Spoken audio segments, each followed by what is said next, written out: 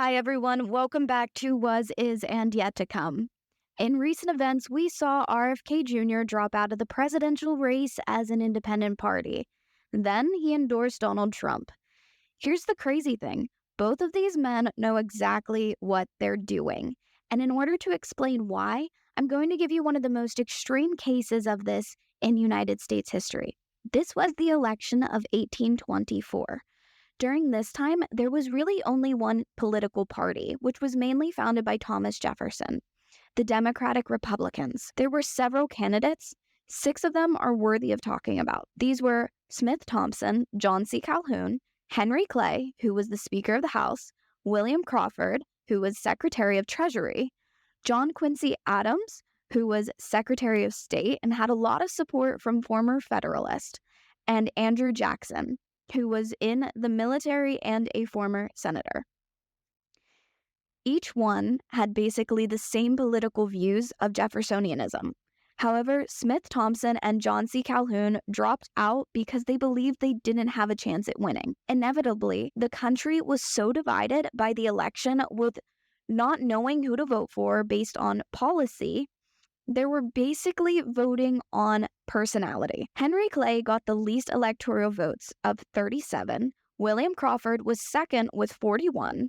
John Quincy Adams was third with 84. And Andrew Jackson got the most with 99. Now, because no one was the majority needed, which was 131 electoral votes, Congress had to decide who the next president was. But Henry Clay hated Andrew Jackson, and he thought he was extremely irresponsible because of his actions within the military and the furthest away from representing Jacksonianism. Therefore, he took it upon himself to know that he wasn't going to win against John Quincy Adams or Andrew Jackson. So he went to Congress to promote votes for John Quincy Adams. Jackson was then pissed off because he believed that he got the most electoral votes and should have won the election. Therefore, he teamed up with Tammany Hall, who was severely against federalism, and smeared John Quincy Adams' presidency, calling John Quincy Adams and Henry Clay a corrupt bargaining system. In summary, each elect took votes from each other because they were close in policy and political ideology. Compared to Trump and Kamala, who are furthest away from each other in policies, to RFK and Kamala also being pretty farther away from each other in their policies, and then there's RFK and Trump being closer in policy. Robert F. Kennedy Jr. was pulling votes from both sides.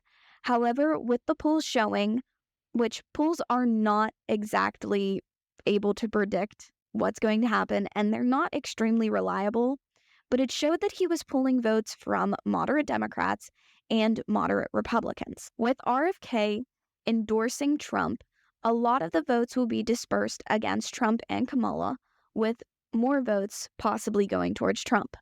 This exact scenario in modern times is not an extreme to the election of 1824, but it gives a better understanding. RFK Jr. could mirror Henry Clay, again mirrored because they are not similar cases, but he is endorsing Trump, as Henry Clay did endorse John Quincy Adams.